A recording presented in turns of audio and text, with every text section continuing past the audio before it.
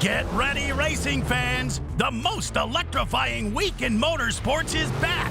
October 6th to 11th, Oswego Speedway transforms into the Clay Palace, the ultimate battleground for Super Dirt Week. From the thrilling races to the electrifying atmosphere, it's more than a race. It's racing's biggest party. Don't miss out. Super Dirt Week 2025, October 6th through the 11th. Congrats, I got you in, baby. This is entertainment. People pay to watch this. Pass to a cutting hill. He darts in. Oh! People actually subscribe. All across central New York. Time expired! Syracuse has done it! It's Drive Time with your host, Tim Leonard. Hey, guess what? I'm getting wide. Hey! We welcome you into Drive Time. Just about under 48 hours away from the big game against Clemson. Almost time to make our predictions, lock things in. Thursday drive time for you ahead of the Saturday noon game down in Death Valley against the Tigers. Adam Terry will join us at the bottom of the hour, right around 5:30. We'll chat with Adam, who will be on the call, as always, for the Learfield broadcast on Saturday. See if the Orange can play spoiler and continue this slumping start to the season for Clemson. Remember Fran Brown show tonight out at Myers Creek in the Inner Harbor. You can always listen to that on TK99. So that means we are getting closer to game day when we've got the Fran Brown show. We'll have Adam Terry join us. Gonna have a full watch party on Saturday for the big Clemson game. That'll be out at Shaughnessy's Irish Pub. Giovanni Heater, Mike McAllister out there for our Labatt Blue watch party. We welcome you into Drive Time today. Get on in the Q Sports Talk chat. Q Sports Talk YouTube page as well. Give me your thoughts on Syracuse football and their chances as they head down to Death Valley tomorrow for the Saturday noon kickoff against an unranked Clemson team that sits at 1-2 on the season. 315-437-7644 if you want to give me your thoughts through the phone lines as well. That's 4 ESPN 44, and I think I've made my stance pretty clear on this game. If you haven't been listening to every show and you didn't hear us on Orange Nation when we were discussing it earlier today, but I do feel like this is going to be a daunting task for Syracuse as a young team. Nothing really to this point has made us think that Clemson is as good as they were supposed to be or even a top 25 team. Clemson has looked very shaky on offense, very stagnant on offense. They have not been able to get anything going. Really, on defense, it hasn't been that great either. Kate Klubnik has been extremely underwhelming compared to what our expectations were. But my concern as I dig into Clemson this week has been the spot of this game and the nature that Syracuse, as a younger team, has to go down on the road and play probably their A game. If Clemson plays even their B game, I think the talent disparity is that big. The problem is, for Clemson, they really haven't played anywhere near their B game so far. So they are playing with some pressure for sure. And you could flip it around and say the Orange don't have as much pressure. It's going to be a fascinating game on Saturday. But what I want to begin the show with today is by diving into the three big keys for the Orange to go down there and get a win. They're 17.5-point underdogs in this game, and I think most people's reaction to that, including myself, when the line came out on Sunday, was, wow, Clemson is getting that many points. And I don't think a lot of people are going to be on Clemson. Even Clemson fans themselves seem to be very surprised by the line. But that's how it goes. When your team loses two of the first three games, the entire Clemson fan base probably thinks their team stinks right now, and everyone that covers the team feels like Clemson stinks right now. So we'll chat about it with Adam Terry some around the bottom of the hour. We welcome your phone calls throughout the show today. Again, 315-437-7644 is always the phone number to call. But let's get into our three big keys for the Orange to go down and somewhat shock the world and get a win down in Death Valley in their ACC opener. Number 1. The biggest key to the game for me is Syracuse has to start fast. This is a matchup of two teams that have been known for slow starts to this point in the season. You take out the Colgate game, and the Orange have not played well in the first quarter. Clemson and Cade Klubnik have really struggled on offense in the first half and in the first quarter. They got down 13-0 to Georgia Tech. They got down 16-0 to Troy in a home game. They played all right in the first half against LSU, but only had 10 total points in that game. Klubnik right now does not have a single passing touchdown in the first half this year, and he only has 3 passing touchdowns through the first 3 weeks of the season. But I feel like this is such a game where mindset and confidence and nerves are going to play more of a factor than we typically see in a football game. And right now, Clemson is either going to come out and, to me, look like gangbusters right away and prove that the first 3 weeks was not up to standard, and they are going to find it, and we're going to see Clemson's A game, and we're either going to know it right away, or if the Orange were able to start fast and kind of turn the tide on Clemson, then it becomes very interesting to see how Clemson reacts, because if they get put on their heels for the 4th straight week, they're going to be looking around with shaken confidence, and they're going to be hearing it from their home crowd. We heard some boo birds in the Dome earlier this year for the UConn game. I would not be surprised if the Clemson sellout crowd, noon game against Syracuse, 1-2 start. If they get down again at home and they're in jeopardy of losing 3 of 4 for the first time since 2004 to start the season, then the crowd might work in Syracuse's favor. There might be some restless energy. So really, the start of this game, I feel like, is going to tell us more than a typical football game. And we know the history under Fran Brown. When they're in close games, Syracuse is good. They're 8-2 in one-possession games with Fran Brown as their head coach. I feel good when Syracuse gets in those spots. The struggle for the Orange has been getting off to slow starts, and we saw it against Tennessee. Everyone keeps making the comparison this week, and I think it's an apt comparison to say this game is a lot like when Syracuse started the season down in Atlanta against Tennessee. That was basically a road game. Tennessee is about as talented of a team as Clemson, and it's going to be very interesting to see if Syracuse can put together a better first quarter than what we saw against Tennessee, because we said it all week after the Tennessee game. The Orange hung with Tennessee for the final 3 quarters. But what did Fran Brown say? We came out in the first quarter and we looked tight. We were a young team. We were overwhelmed. You hope that second time around for this young group on a stage that's kind of a road environment, away from home, you hope that they can start out fast. I really feel like the first quarter is going to dictate so much of this game. I do not see Syracuse getting down in this game and coming back. And honestly, I think if Syracuse gets ahead and they're leading at the end of the first quarter, my concern is not what it was when it was Dino Babers era teams for Syracuse against Clemson. I'm not worried that the Orange will get worn down and lose the lead like we saw in 2018 or 2022 down in Death Valley. I think if Syracuse jumps out to the lead, Fran Brown's undefeated when he has the lead at halftime as the Syracuse head coach. If they can turn the tides on Clemson and put the pressure on them, again, it's such a mindset game that I really feel like the first quarter, the first drive, the first series for both teams is going to be very, very important, because both teams have been starting slow to this point in the season. Number 2. Our second key for the Orange to go down to Death Valley and get a win on Saturday against Clemson.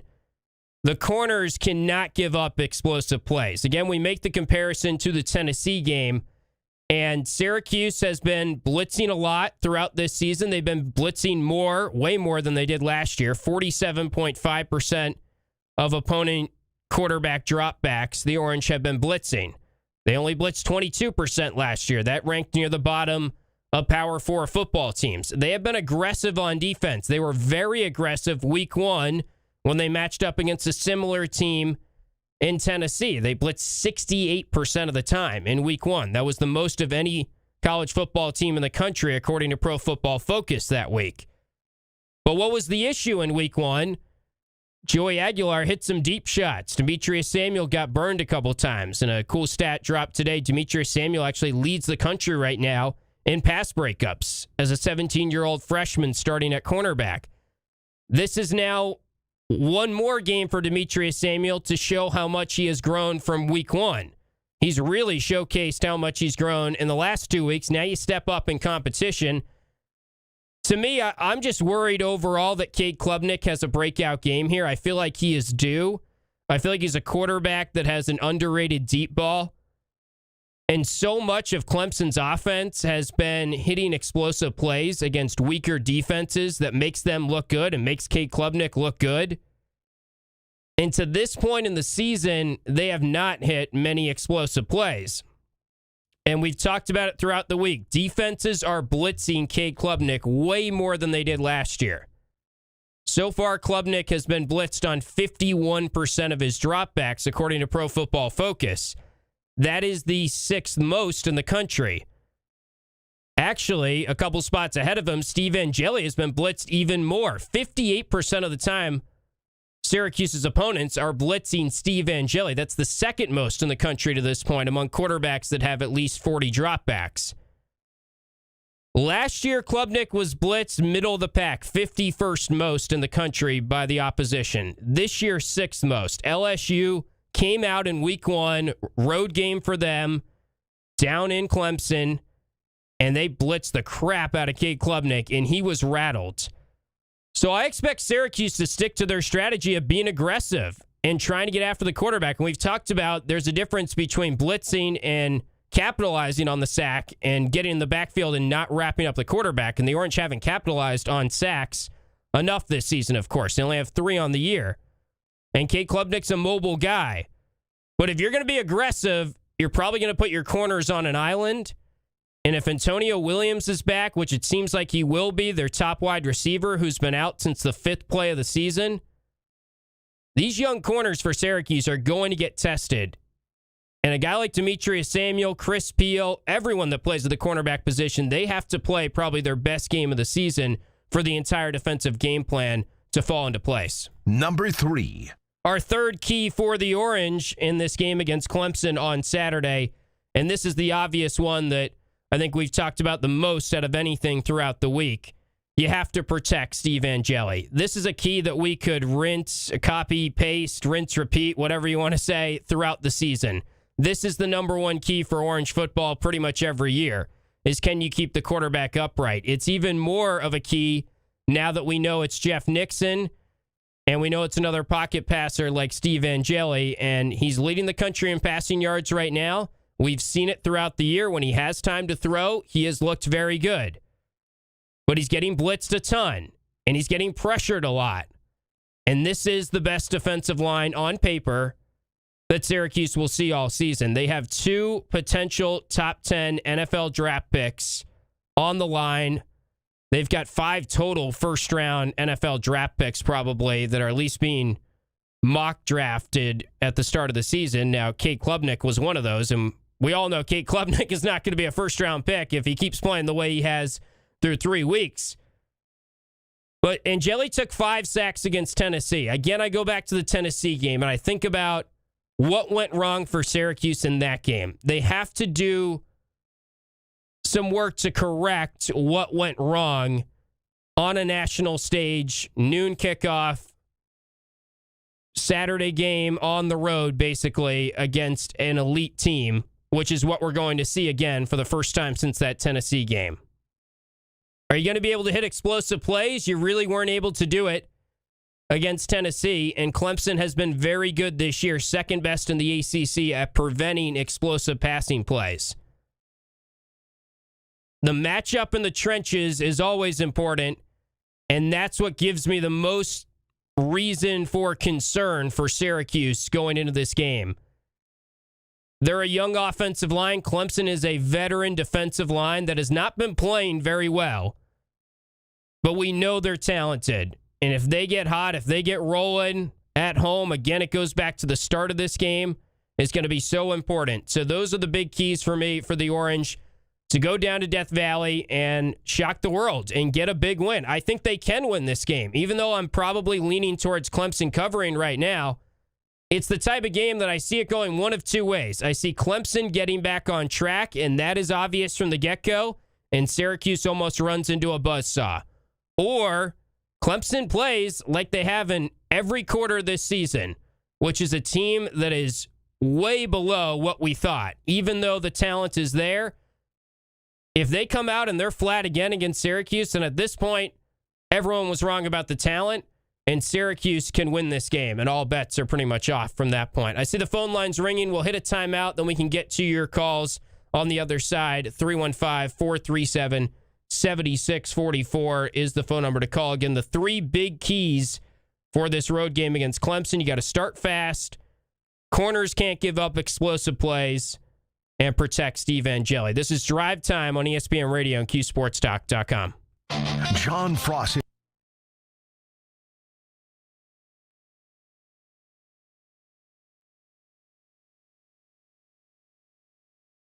What's up, chat?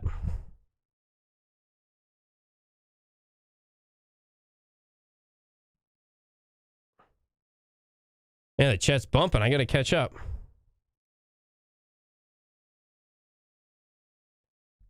Thank you, Hudson. I appreciate you saying I look handsome today. What am I missing in the chat?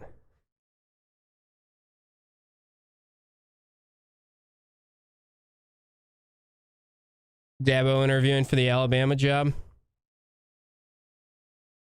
He's not going on the beach. He told us that this week.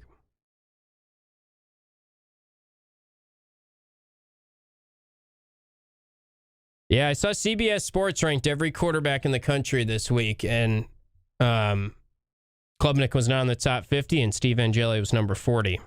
Angeli's had a much better season, obviously, to this point.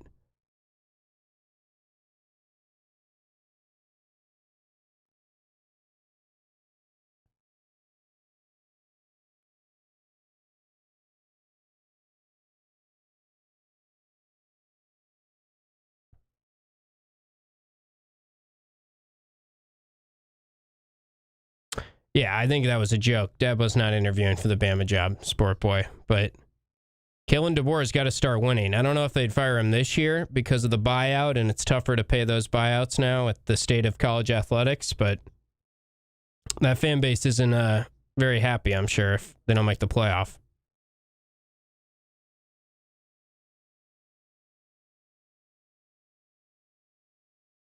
Shaughnessy's Irish Pub on Saturday is a great sports bar with the best bar food for our watch party.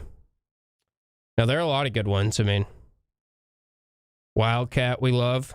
Home Team Pub, that's a good one, Jen.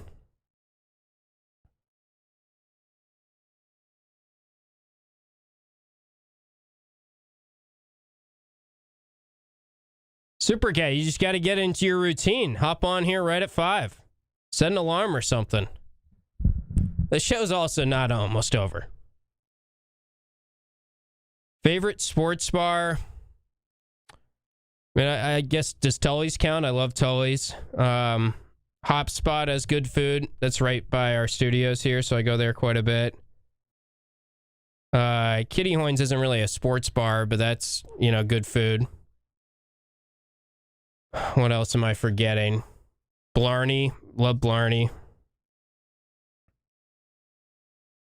Best wings, I like OIP.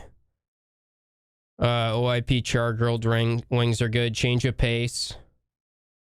Used to go to Change of Pace all the time when I was working for the Syracuse Mets. Well, I appreciate you coming in on a busy day, Super Cat. I saw Alan Angus is... What did I see today? They're closing down for a little bit. I have never been to Bull and Bear, actually.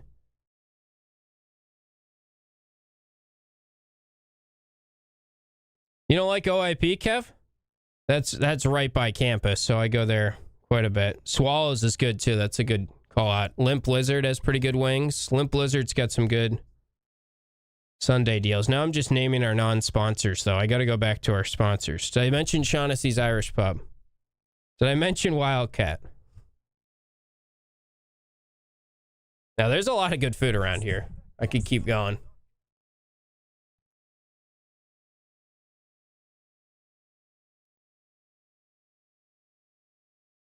Yeah, that's weird. Construction? Is it like what's going on with Modern Malt? I think Modern Malt's doing construction.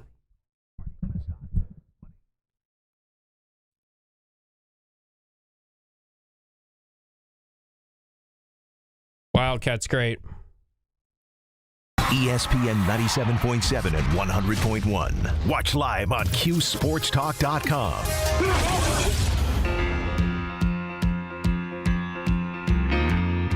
Rolling along on Drive Time with Tim Leonard. Here with you until the top of the hour. And we'll get into some Yankees baseball from 6 to 7. Yankees on deck tonight. Don't forget about the Fran Brown show tonight. That'll be at Myers Creek in the Inner Harbor. We're just talking about good sports bar food in the Q Sports Talk chat. And Myers Creek has got some great food as well. Great spot for the Fran Brown show. You can always listen to it on TK99 through the Syracuse Sports Network from Learfield.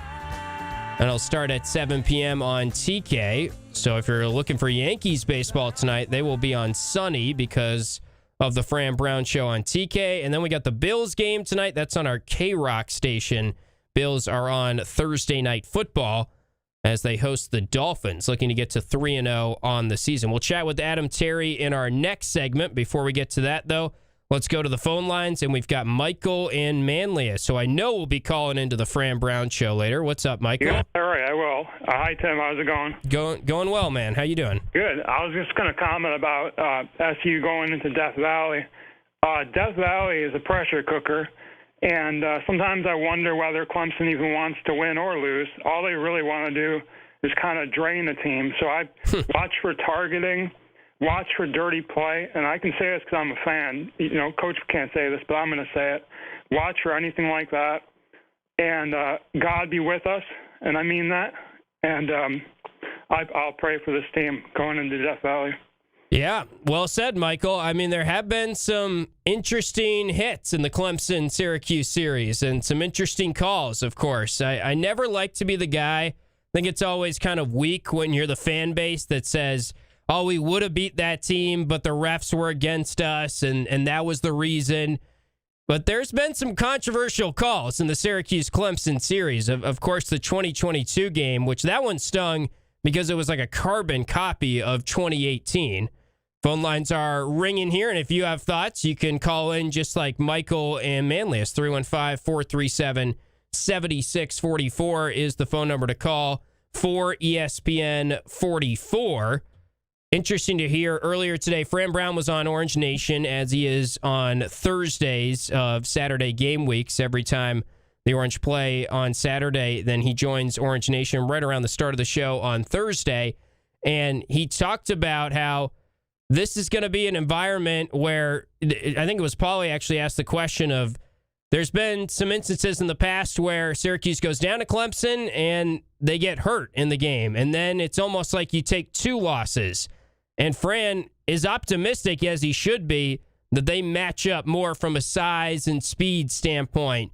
And they have the depth that those Syracuse teams in the past lacked.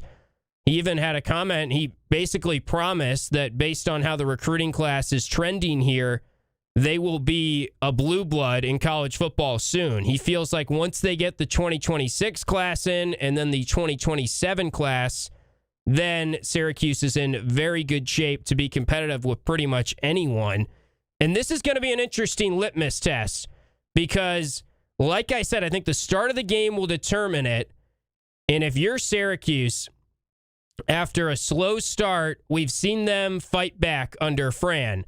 They've done a very nice job of staying in games, staying together, working hard, playing till the final whistle. There's also been the alternative where if you're a team like Clemson, they can jump on a bad Syracuse team we've seen in the past, and then they go away. So it feels like for Syracuse, the start of this game is going to give us an indication of, can they actually win this game? And if they get off to the right start, I think they can. I just don't want to see a repeat of the Tennessee game where we look back and we think, man, they were in that game for the final 3 quarters. They just didn't play like we know Syracuse can play in the first quarter. And the stage was overwhelming. And Steve Angeli was taking too many hits. So that's the stuff that I'm really monitoring as we get into closer to the Saturday game against Clemson. Let's go back to the phone lines, and we've got Mark in New York City. What's on your mind, Mark? Hey, Sam, how you doing? Apologize, it's at the subway station right now if I lose you. But one quick comment I wanted to make was listening to the Fran interview on Orange Nation, and I don't know, the tone in Fran's voice when he keeps getting asked about Yasin Willis makes me starting to believe that he's not going to be available or fully 100% it's actually going to play. And if that's the case, do you think Will Nixon is going to carry a full load? Do you think that's going to be double the passes for Angeli? Do you think it's risky playing a true freshman down in Death Valley? I think I know what you're talking about, Mark, because he did mention that there are a couple guys that are still banged up, and we can't put them out there unless it's, their body can take it. We don't want to risk further injury. I really feel like Yasin Willis is going to play. We're going to get our first injury report tonight, Thursday night. I could be wrong about this. I don't have any inside intel here, but I would be surprised if Yasin Willis is not out there for the first drive. I think there are other guys that are certainly banged up, and we've talked about Travion Mack and how that's maybe being slept on or going under the radar. My feel is that Yasin Willis sat out the Colgate game. Remember, he had the injury, we think, on the first run against UConn, and then he played the entire game against UConn still. It just felt like they understood it's Colgate and then it's Clemson. We got to sit our stars if they're banged up because we don't need them for Colgate and we really need them for Clemson. So we'll see, but I wouldn't worry too much about Yasin Willis. I think I know what you mean because he sort of joked at first when the question came that all 80 guys are questionable, and that's going to be, I'm sure, his philosophy with the new injury report starting tonight. For those that don't know, ACC games only starting tonight. You have to release an injury report on Thursday night. Friday night, you update it, and then 2 hours before the game, you kind of have to lock in who is actually playing. And I think the intention with the injury report was to make it easier on the gamblers and give a better understanding of who is going to play in these games and who is actually hurt.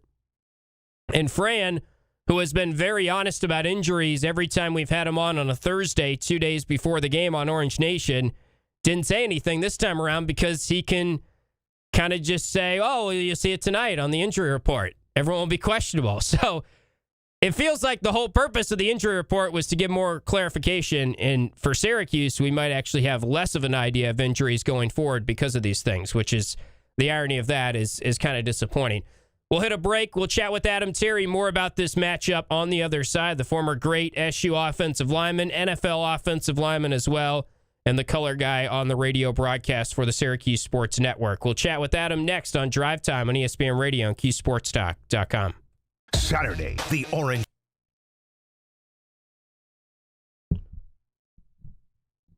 Yeah, Emmanuel Ross is another one. I don't know if he's ready to go, but it'd be nice to get him back.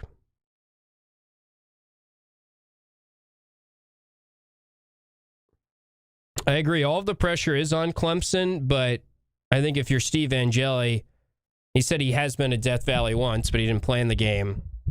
A lot of these guys have not been in this stage outside of the Tennessee game, so there is still going to be some butterflies for the team, I'm sure, like any game.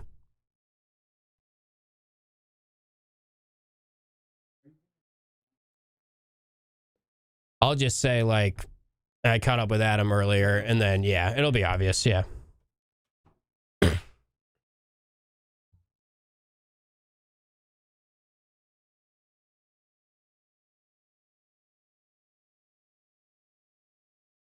Yeah, Clayton Kershaw retiring. Kind of expected that. Last regular season starts tomorrow, I think. Devin Grant's going to be fine. I don't know anything, guys, but I think Willis and Devin Grant are going to play in this game. I would be pretty surprised. Demetrius Weatherspoon, I feel pretty good about as well. I just feel like Devin Grant, same category. He probably could have gone against Colgate, but why do it? I mean, the guy warmed up before the UConn game, and he's been the biggest cheerleader dancer on the entire team when I've been down on the sideline after big plays. Like, he doesn't look like we thought it was something with his ankle, leg. There's no signs of that from what I've seen. Now, obviously, he's still feeling it a little bit, and it's one thing to be dancing, a whole nother thing to be playing, but I feel good about the chances of Devin Grant coming back this game.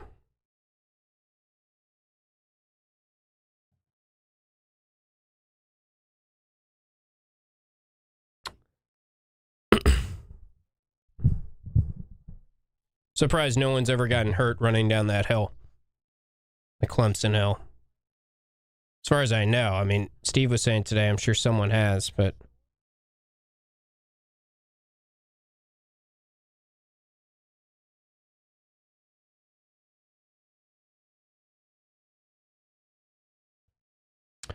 yeah, I haven't listened to that San Diego Cuse, but I heard he was dropping some comments about how he was trying to get one of his players that left this year more money.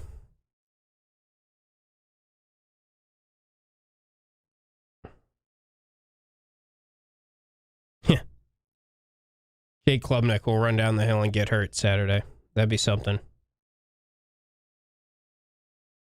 Can you imagine that? One guy falls and then they all just... Yeah, Tony Finau would struggle. Tony Finau can't run in a straight line without twisting his ankle in celebration.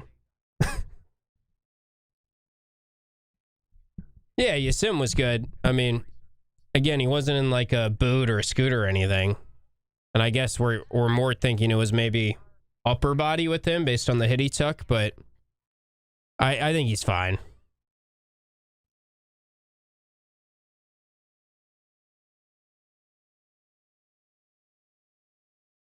I think that's Mark, right?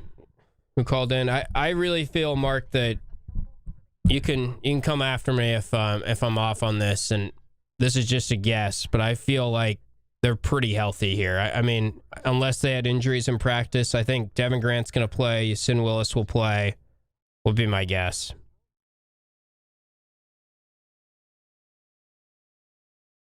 I don't know about Emmanuel Ross. I don't know about Travion Mack. Those are different, I think.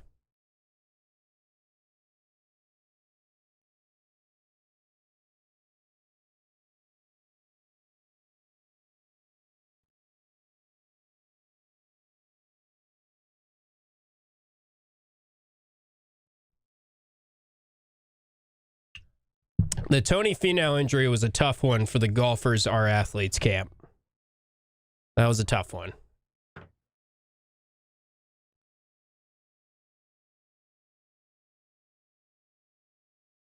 Oh, I've neglected the YouTube chat again.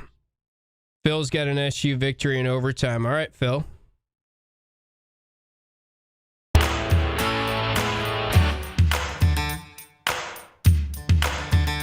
Welcome back in on Drive Time. Here with you until the top of the hour. Then we'll talk some Yankees baseball. Fran Brown show tonight from Myers Creek in the Inner Harbor.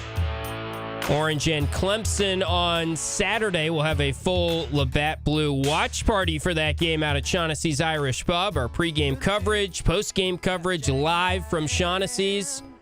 If you're always in the Q Sports Talk chat, you can watch along with us in the chat as the game goes down. Chat away with your takes on how bad the refs are. Mike McAllister, a guy who likes to complain about the refs, will be out at Shaughnessy's and part of the watch party as well. Him and Giovanni Heater will be doing the Labatt Blue watch party out at Shaughnessy's Irish Pub on Saturday noon kickoff against Clemson. To talk more about the matchup against Clemson, let's bring on our good pal Adam Terry, as we do every week. Caught up with Adam yesterday, so we'll run back that interview for you right now. Time for our weekly visit with Adam Terry, who will be heading down to Clemson to call the game, as always, for the Syracuse Sports Network through Learfield. Adam, a former great offensive lineman for the Orange and in the NFL. And this is when the fun starts, Adam. We get into ACC play. and it starts with a trip to Death Valley. We know the history here for Syracuse. We know this is a hostile environment. I guess 3 weeks into the season, there's not a ton to take away from what we've seen, but what excites you the most about how this young team has looked and how they've grown through 3 weeks of the season? Well, for Syracuse, I think it's their first opportunity going into a hostile environment. You know, we went down to Atlanta, we played Tennessee in more of a neutral environment in which we saw more Volunteers fans in the stands in Syracuse, but this is a brand new one. You know, this is Dabo leading the guys off the bus, running down the hill, getting Death Valley going and rocking, and the opportunity for Syracuse to play against the team that they themselves in Clemson is trying to prove themselves. So I like the opportunity here, and it's walk off the bus, get ready. It's a nooner. You kick it off real fast, and, you know, you just let it roll. Yeah, we've seen Syracuse hang in these games, different coaching staff. This will be Fran Brown's first trip to Death Valley, first time against his pal Dabo Swinney, but they have been big underdogs going down to Death Valley before, and there's been some blowouts, and there's also been some games, of course, where Syracuse has played up to competition and has really been in the game down there 2 separate times where you felt like they were going to win the game. Do you feel like this team is ready to maybe shock the world or be in that conversation of kind of a game in the fourth quarter here against Clemson? And I guess knowing that Clemson has not been their normal selves here through 3 weeks. We've seen Clemson for 12 quarters, and it hasn't looked great to this point. Right. I think offensively it hasn't looked great, but defensively they've got some guys up front that can move and really get after the quarterback. So yeah. First and foremost, I think if you look at the offensive side of the football, you're going to have to be able to protect, and you're going to actually have to be able to run the football. So, you know, that week last week with Yusin Willis out, you know, hopefully he's healed and is ready to go, because this is one where you're going to want to run the football. You're going to want to establish a run game, but also what we've seen is Angeli being able to throw it around and have the gotten the grasp of the offense of Jeff Nixon's offense. And then defensively, you know, I think this is where Syracuse is probably the closest it's been in years. Offensively for Clemson, they really haven't been able to put it together. And they look a little bit disjointed. With that being said, let's hope that this isn't the game that they get it together and the defense can really get after their offense. And the way that you've seen it, whether that was Troy or whether that was LSU, is, you know, get in their face, blitz them, get after him, make him throw the ball, make Cade Klubnik throw the ball quicker than what he wants to. Left tackle position is one that's kind of uncertain. They bumped that left guard out and had him playing left tackle, and he looks as though he opens his hips pretty soon. And let's see if David Reese can get after him in the pass rush game. Yeah, I think that was the game plan for LSU. Watching a lot of that game week one, they really got after Cade Klubnik, blitzed him a lot like you're talking about. Is the offensive line for Clemson as underwhelming as people are saying from what you've gathered? I know you brought up the left tackle, but going into the season, we thought Clemson had the makings of a national championship team. They were talked about as the best offensive line, best defensive line in the ACC, and one of the best in the country. What do you make of what is the most surprising thing that you've watched Clemson and seen how much they've struggled through 3 weeks? Well, I think just up front for Clemson, it's the revolving door of players, right? You know, their starting left tackle goes out against LSU, so they take their left guard. Sadler, they bump him out. Sewell then comes in and plays the next 2 games, moving from right guard to left guard. And then, you know, their center's been pretty consistent, and then that right guard has been a little bit of a turnstile revolving door as well. But the one way that I would not try to pressure them is, you know, their right tackle, Blake Miller. He looks solid. He's a good player. Keeps the shoulders square. So what I've seen is not necessarily beating people one-on-one, but beating them with speed and effort, and adding 1 to 2 blitzers going after them. But, you know, for Syracuse, they got to hit home, right? If they're going to do that, they're using capital that could be covering in the back end to put pressure on Cade Klubnik. But they've just got to start to hit home and get Klubnik on the ground. How much for Syracuse, and a lot has been made about they're not getting to the quarterback, and Fran Brown has said it, that we need to tackle their quarterback more and we need to keep our quarterback more upright is kind of the big keys for the Orange right now. I watched back that game, and even being at the game against Colgate, they had some opportunities with a free rusher. You get a defensive back in the backfield, and they're not capitalizing sometimes, it feels like, once they do call up a blitz that works. How much are you seeing the defense right now and the inability to get sacks as a scheme issue or just personnel and not capitalizing when you do have the opportunity in the backfield? Well, it's a little bit of both, right? You know, guys that are rushing the passer, you know, they've got to continue to hone their craft.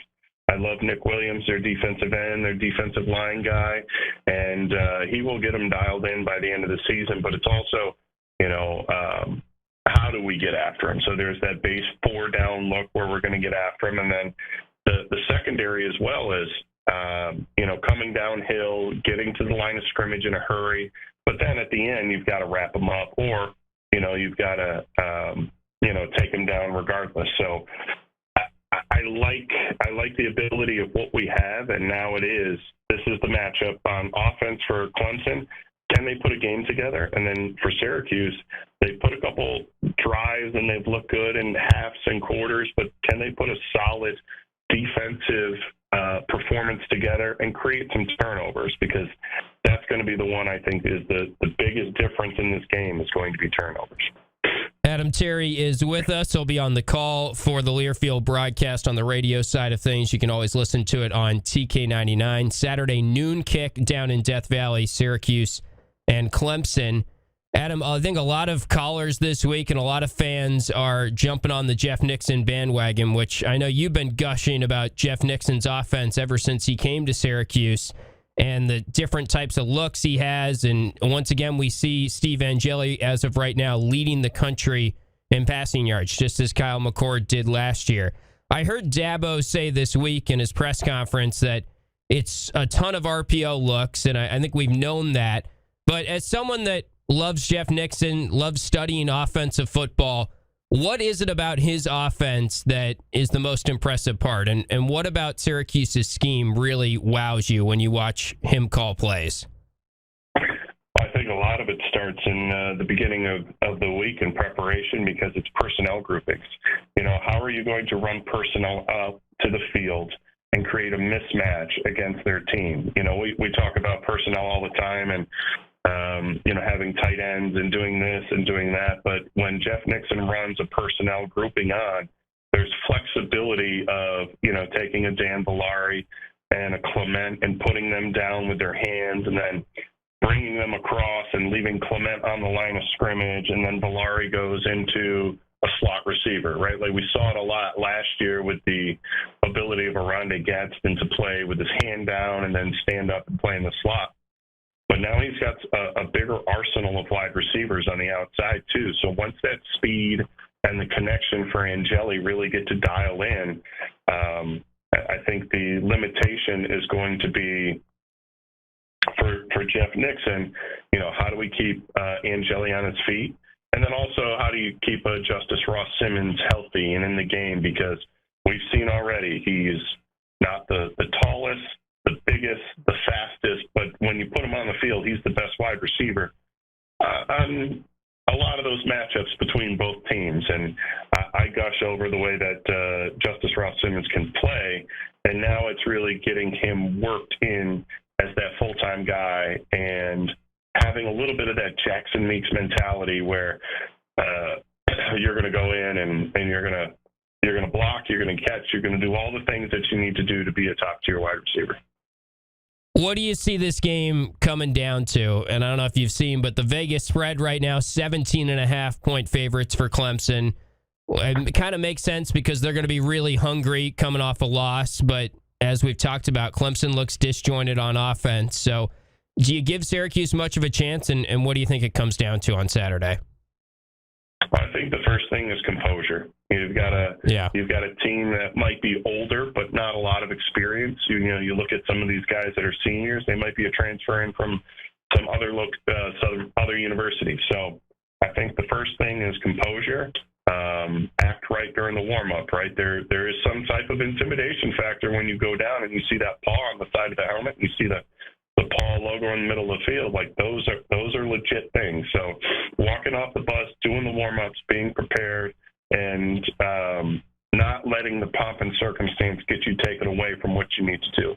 And then after you've gotten that dialed in, keep it reasonable, right? Like, I watched the Tennessee game, and throughout the whole process in the Tennessee game, there's opportunities where we can really get back into the game, and then boom, the full tidal wave comes back on the opposite side, and we were just trying to keep our head above water. Where this is keeping the game and managing the game so that it doesn't get away from us, and we have the opportunity late in the game to get that win. Just like a few years ago when we had that offsides penalty, and we really had them against the ropes, and now it's an opportunity to kind of go in with a similar game plan. And then if you get the lead, put the hammer down, right? Like, if you have the lead at some point in time, there's no problem taking shots, especially if your defense is playing well. You got to go after them, and you've got to get up early because we know they can climb back. We watched the Troy game where Troy was up and they clawed back into it. LSU was kind of a little bit of this back and forth early, and then they let it get away from him. And then the Georgia Tech game is, they're back and forth, and Georgia Tech just had enough to squeeze that one out. And, I think for Syracuse, that's kind of the same thing that you're going to have to do, because when you look at Clemson in that Georgia Tech game, Clemson clawed back 13 points. So in the fourth quarter, so they were really getting after it, and they were just too far behind in order to really get back into it. And I think that same game plan resonates for Syracuse. Is if you get up, go after it. Go after the touchdowns. Don't leave points on the field. If you're going to kick a field goal, right? But in the red zone, start putting up some points. Yeah, should be interesting to see how this young Orange team looks on the road. First true road test of the season, first outdoor game of the season as well. And he is Adam Terry. He joins us every week on the show. Enjoy the trip down there, Adam, and we'll catch up with you soon. I appreciate it, man. Have a good one. There is Adam Terry. I guess first true road test in a sense. I know a lot of people listening to that might bring up, well, the Tennessee game had mostly Tennessee fans. That felt like a road environment, but interesting to get Adam's perspective on the offensive line for Clemson and how they've been struggling after dealing with some injuries there. He's always keeping a close eye on that, and that's been the key for opponents against Clemson, is getting after Cade Klubnik, putting pressure on him, blitzing him more. Klubnik has been pressured right up there with as much as Steve Angeli, and if you've been watching Syracuse games, you know that has been quite a bit. So that's going to be interesting to see how the Orange match up in the trenches for this game on Saturday. Final break on the show. When we come back, we can work in a phone call. If you call right now at 315-437-7644. Back after this on Drive Time on ESPN Radio and QSportsTalk.com. Saturday, the Orange.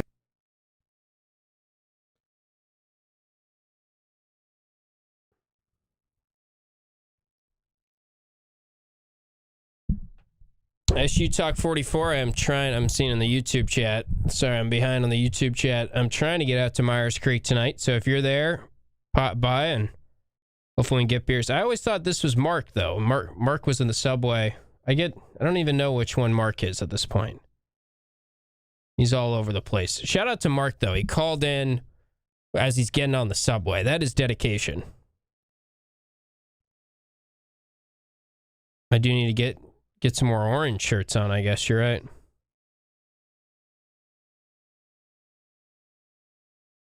What's this story, Kev? Oh, man, is this like the Curb Your Enthusiasm Dodgers game where they found a witness with, like, old videotape?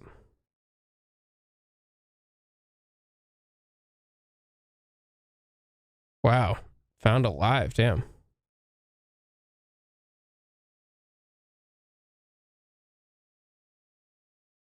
That's crazy.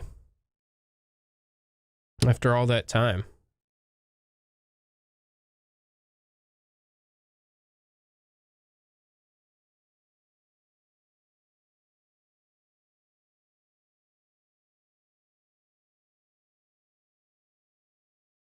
Anything else stand out from that podcast, San Diego Cuse? The one Fran was on? I'm going to try and listen to that.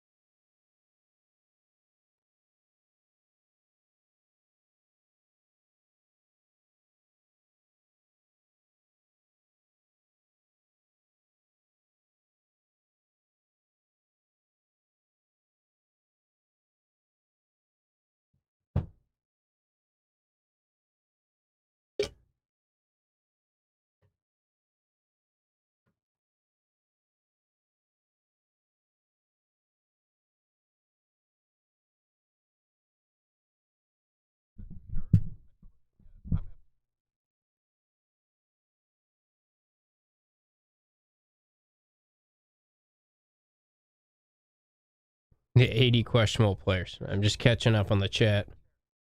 That was pretty funny from Fran, but also kind of like, man, I liked when you were a little more open about the state of injuries and everything.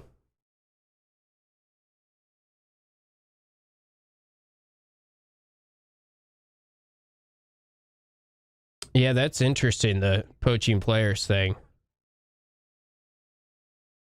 I would have to think, we can maybe get into this when I get back, but I would have to think, as Fran said, that the spring portal, if you're into high school recruiting like he is, that just gives you a little more time. So that's kind of nice for him. Seems like the SEC coaches like it, the Big Ten coaches don't. Seems pretty mixed, but I think it's probably the best way to go about it. The way, if you're going to make it one transfer portal window, do away with the spring.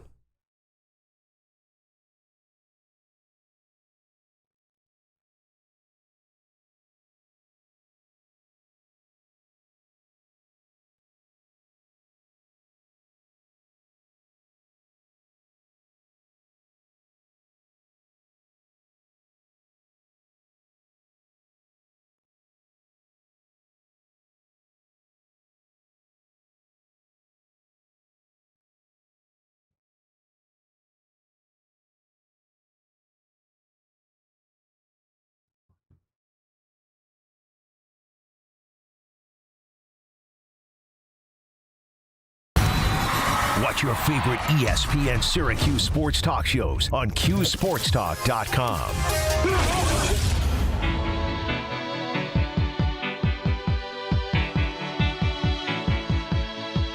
We're wrapping things up for tonight on Drive Time. If you're a sports fan, normally listening to us and all our games on the radio, well, let's give you the full slate tonight because there's a lot of things going on. TK99 will be the Fran Brown show from 7 to 8 p.m. You can go out to Myers Creek in the Inner Harbor where Fran will be. He's so great every time the show is out there about taking questions in person, saying hi to everyone that comes out. Great spot, good food out there, so keep that in mind. 7 to 8 p.m. on TK through the Syracuse Sports Network from Learfield. Because of that, the Yankees baseball game will be on sunny tonight. We'll have Yankees on deck for you right after this timeout. I'll be previewing that matchup tonight against the Orioles as the Yankees playing some good baseball, look to keep the top wild card spot in the American League. They're kind of out of distance or not possible to get the first spot in the American League East and chase the Blue Jays at this point, but still have been playing well, trending up right now with just a handful of games left, 10 games left before the end of the regular season for the Yankees. And then the Bills game tonight will be on our K-Rock station, as always, Bills and Dolphins from Buffalo for Thursday Night Football. Before we bid you adieu tonight, want to play back one comment that stood out from Fran Brown's weekly visit on Orange Nation earlier today. Here's what Fran had to say about the news yesterday that it officially happen that the spring transfer portal window will no longer be a thing, and it sounds like Fran is a fan of that. Like it. I'm good. Get to know who you got, right? You're going to have at the spring ball. I could just go focus on recruiting high school players and things of that nature, right? Because that's what I like to do. I love to recruit. I always recruit my team all year, but I think it's good. I think it's good for the sport that it got to go to one. I think that allows the players to make a real good decision and makes them have to compete, right? It makes you have to sit there and compete and have a lot of fun. I think that any guy that didn't want to be there, they'll probably leave early on anyway. And now let's get going. So now coaches know who they have, and then you get a chance to develop those guys for 9 months before the season starts.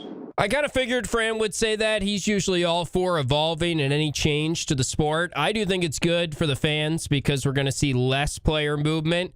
But it is fascinating when you think about the Syracuse roster this year. They would still have Trevor Pena. They would not have Steve Angeli. There would be a whole lot of differences in the roster. Murad Watson wouldn't be at Texas if the spring portal was not a thing. So I feel like it is good for Syracuse and Fran Brown, considering he has put a major emphasis on recruiting from the high school ranks, and we know that is one of his best attributes as a coach, is getting high school top-tier recruits to commit to Syracuse, the likes of which we have not seen in quite a while. Before he became the head coach, it was few and far between to even get a 4-star. Now Syracuse is in the conversation for several in every cycle and getting a couple in every cycle, it seems like. So I think it makes sense. It's good for him because he's a busy guy during that time of year and you're juggling a lot. And that's why I feel like one of the main reasons why they decided if there's going to be just one transfer portal window, let's not make it in the spring. And as Fran said at the end there, it gives you time to develop your guys and get comfortable with them. And you know what you've got once you go into spring camp, which there's been way too much movement, I feel like, just overall in college football. But the spring transfer portal, we've seen that grow and continue to rise. So it's probably good for the fans of college football, and it sounds like it'll be a good thing for Syracuse as well. Fran Brown, you can hear more of tonight out at his coach's show again, 7 to 8 p.m. We'll hit our timeout here on the radio side of things. When we come back, we will have Yankees on deck for you. So I'll break down the Yankees and the Orioles. So stay with us if you want to talk some Yankees baseball and listen to some Yankees pregame coverage on the other side. But thanks to everyone for listening to Drive Time. As always, thanks to everyone in the Q Sports Talk chat and on our YouTube chat as well. Can't forget about the YouTube chat. You can always watch our shows on Q Sports Talk on our YouTube page as well. We'll talk to you next time on Drive Time on ESPN Radio and QSportsTalk.com. Come see why it's got to be Nye at Nye.com.